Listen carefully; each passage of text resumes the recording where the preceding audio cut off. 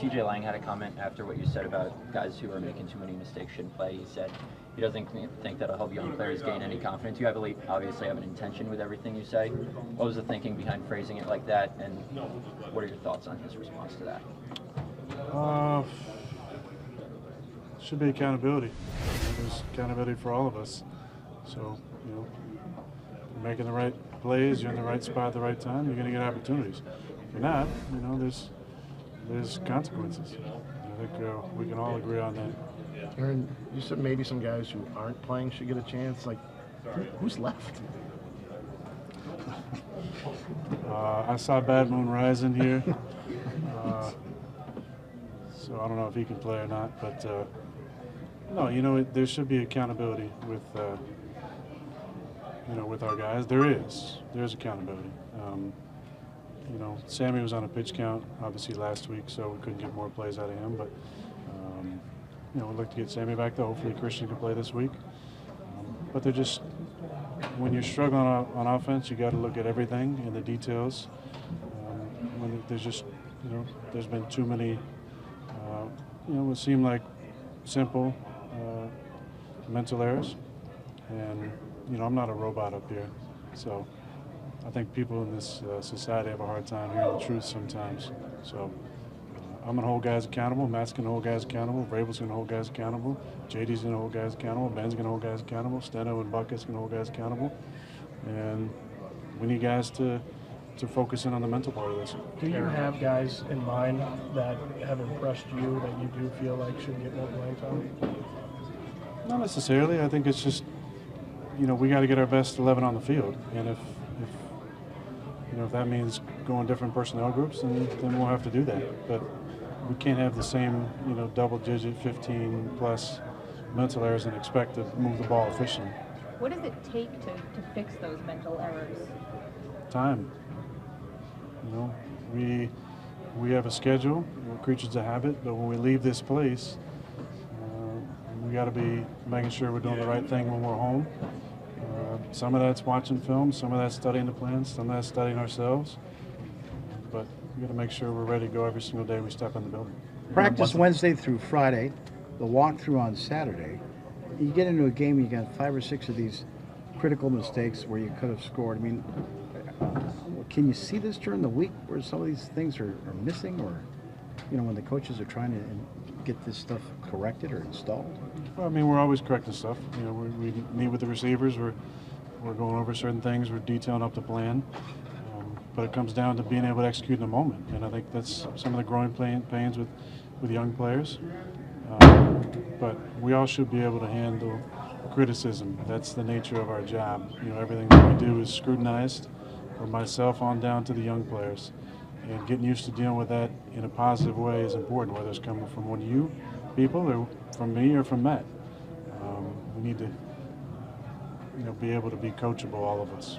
Once upon a time, Aaron, I believe, maybe I'm wrong, used to meet with Jermichael like on Saturdays or something like that. Is that something that you need to do to maybe help pull things, or maybe you already are, I don't know. Is that a possibility of maybe grabbing 1 or 2 guys and kind of pulling along on Saturdays? Like Kevin Garnett said, anything's possible. Whatever it takes to win. If that's necessary, then we'll step up some of those meetings as well. Are you doing that now? Because I know Jermichael didn't know his name. Aaron Samori got his first. Hold on, Jason asked a question. I'm sorry. I'm contemplating my answer right now. Most of the time, J-Mike came to those. And it was usually in my room, so I didn't have to go far. But yeah, those can be important. That was always to get on the same page with him about certain plays that I knew the ball was probably going to come to him.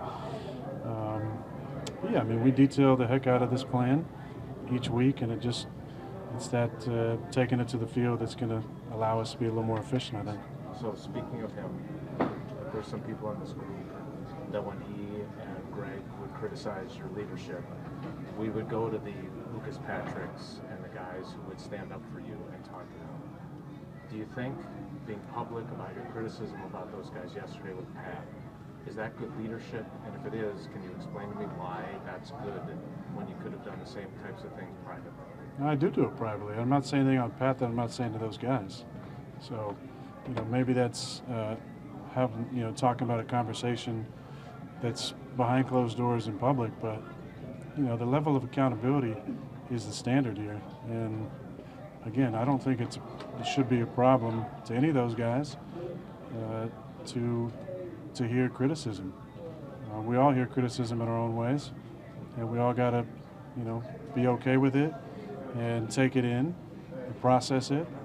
And if it doesn't fit, then it doesn't fit. But if it fits, we gotta wear it and improve on those certain things. Again, I said it, I'm not going to be a robot up here. I don't understand why people have a problem with things that are truthful. I'm calling things the way I see it. People don't think I need to air that stuff out. That's their opinion. But I'm doing what I think is the best interest of our guys. And I've tried a lot of different things from a leadership standpoint this year. And, I was just relating my personal feelings on the situation. I didn't call anybody out by name. I think we all need to be on the details. And that includes me. If I need to have, one-on-one extra conversations with those guys during the week, then I'm going to do that. And we have done that to an extent. But, I'm not just putting, one or two guys on blast. I'm alerting everybody that this hasn't been good enough and we all got to do a little better job. If one of those guys has a problem with it, I'm right here. I'd love to have a conversation. I enjoy those conversations, I enjoy any type of conflict like that because I know the resolution on the other side is going to make us, a better unit, a better friendship, a better cohesion on the field. But nobody's come to me and said, I got a problem with what you said. I think everybody knows, Matt included, that everything's got to take a little uptick, get a little better. Aaron, you've played a lot of football. You haven't had many stretches like this where 2 losses in a row have become 3. With the personal feeling you have towards the offense and the struggles you're having now, how do those compare to, say, in 2015 there were 3 in a row, or 08 I think there were a few in a row? How's this feel and compare to those that you've gone through? I mean, every team is different. Every season feels a little different. We got different personnel. This is an interesting stretch for us now with, 3 games on the road and obviously a tough opponent on Sunday Night Football. But we've been pretty good in prime time the last, 13 games or so. So we expect the same type of performance this week. Hopefully it's a bounce back for us. Hopefully we can go there and embrace the underdog role and come out of there with a win. We've talked to you since minicamp about how much this offense might miss Devontae. We talked to you a couple weeks ago about the deep shots, and that's something that Devontae got really good at with you over the years, especially the past couple of years. Is that maybe one of the areas that you guys miss him the most, is being able to take the top off? I think his speed was always one of the least talked about things, but he was always able to get on top of guys or be ready for a back shoulder down the field. We haven't been able to protect it up maybe as well at times. We really leaned on chipping and thumping with our guys and some more quick passing game with Zach in there after Dave was down. So it just depends. This week to week, we have a lot of deep shots in the game. It just, requires the right timing to get them off the call sheet and then the execution, which hasn't been there. I'm curious through your perspective, is there a standard when it comes to throwing the ball downfield that you want to be able to hit this many of them? I guess what I mean is Steph Curry's greatest shooter of all time. This is more than half his three-pointers. Aaron Judge had a historic season. 70% of his at-bats were outs. I mean, is there a realistic standard that if we're hitting this is successful? I don't know. I mean, we used to talk about getting 1 a quarter. We just haven't had a lot of those opportunities, to be honest. So if we're getting them, we need to hit them right now because the margin of error is pretty slim. So just about roll them off the call sheet when it looks right, when we feel like we can block it up, and then everybody doing their job, and then me making the right throw. We'd love to hit probably 50% of those if we can. When you have those critical conversations with teammates that you're talking about before, what kind of feedback do you get from this? Is it what you're seeking from them when you have those conversations? Yeah, for the most part. I enjoy listening. I start a conversation and listen. I want to hear how they process things. I want to hear what's going through their mind, so that I can better relate to them in those situations. It's not me talking, down to someone or leading the conversation. It's opening up a conversation and then having an actual conversation where it's back and forth. And I want to hear their thoughts. I want to hear what they're thinking as they're running routes. And that's why it's always important when we get together as a group, a perimeter group, just get those guys communicating. Just talk to me about your route, what you're thinking in the process, what you thought pre-snap, what you're thinking at the snap, what you're thinking at the top of your stem. We just need to have a few more of those conversations, and we do that once a week, but we might need to step that up a lither bit. Have you done any more of it this week than normal, or not yet? Well, we did have a meeting today with those guys. We usually meet on Thursday, and today's Wednesday, so we kind of went through the film. I was actually down at practice today for all the team periods, so I thought that was important. Just as much as I need to do some treatment on my thumb, that was more important to be down there with the guys so they could hear my voice. I was calling plays in, and then coaching guys up during the defensive time. Aaron, it's mid-October. What do you have on offense with this team? Well, it's still a work in progress. I think we've been hurt.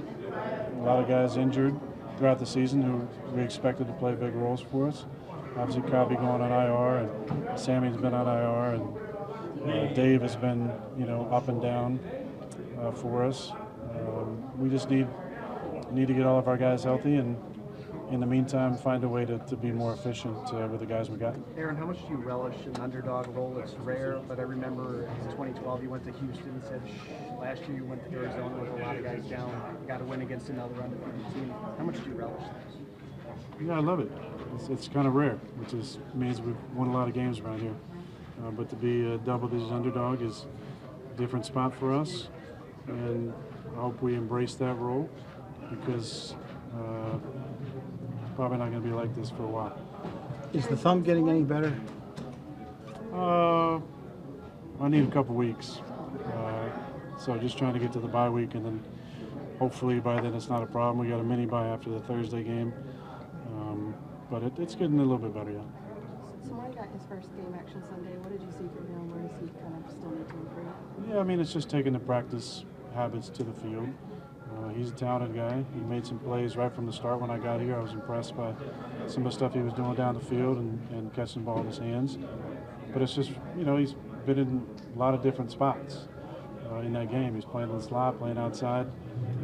So it's just, it's good for him. I think get his feet wet, catch a ball. And now we just got to take that next step of, matching the play speed with the mental speed as well. In PDSU, after 2016, that team was loaded. I mean, I think everybody can see the confidence there. Where does the confidence come from in this group, which doesn't have that proven source to the group that you had back then? Maybe that. I think that you can be a dangerous team when you feel like you have a lot to prove, and when you kind of count it out. So I welcome us being counted out as much as possible. I've always enjoyed that feeling, and for these guys who have a lot to prove, hopefully they embrace that as well. That it's time to make a name for yourself in this league, and there's a lot of guys going to get opportunities on Sunday on national TV with millions and millions of people watching. Great time for some of those guys to step into the limelight. I guess I'm not talking about this game. I'm talking about over the long haul, the next 10 plus games. Where does the confidence come that this group, which just kind of sputter along here for 7 games, can get it together and play the way you need to play? Well, I'll start with me. I have a lot of confidence in my abilities and my ability to still play at a high level. So I'm going to try and share that with as many people as I can, and expect the leadership on the defense to step up. Obviously, after the game, we got a nice speech from Dallin, and expect him and Nixon to lead those guys on teams. And I think the more voices that we can have from our players, the better we're going to be. It's like, in a relationship or a best friendship, sometimes that person can tell you, all the things you should be doing, and you might not be able to hear it except if it's somebody kind of outside that circle for whatever reason. So our coaches do a great job of setting the mindset each week and having a good message. But we need our voices in the locker room to step up and echo that message and come with their own message as well to inspire these guys to raise that level just a little bit, because the difference between winning and losing is so small in this league. We just need everybody to do their job a little bit better. Aaron, you haven't been shy in years past about critiquing that mindset. I think the Chargers game in 19, you made the comment about not handling the 2 days right, and then after the Tampa game in 20, you said something about the lackluster practice week. I think when you made the comment after the game about maybe this is the best thing for us being underdogs, was that in response to guys not handling being favorites almost every week right, or was that just like a throwaway? I don't even know how many people actually even know that stuff, but it's more every year you got to kind of learn how to win, and I just think that sometimes when you're in a rut and you've lost some games in a row, it's not a bad thing to kind of embrace that underdog role. Embrace the fact that not nobody's expecting you to win. And in that scenario, you can maybe play a little freer. Maybe the pressure loosens up a little bit. Maybe in your mind you can slow things down a little bit. I know that's what I'll be doing this week, and hopefully a lot of guys as well.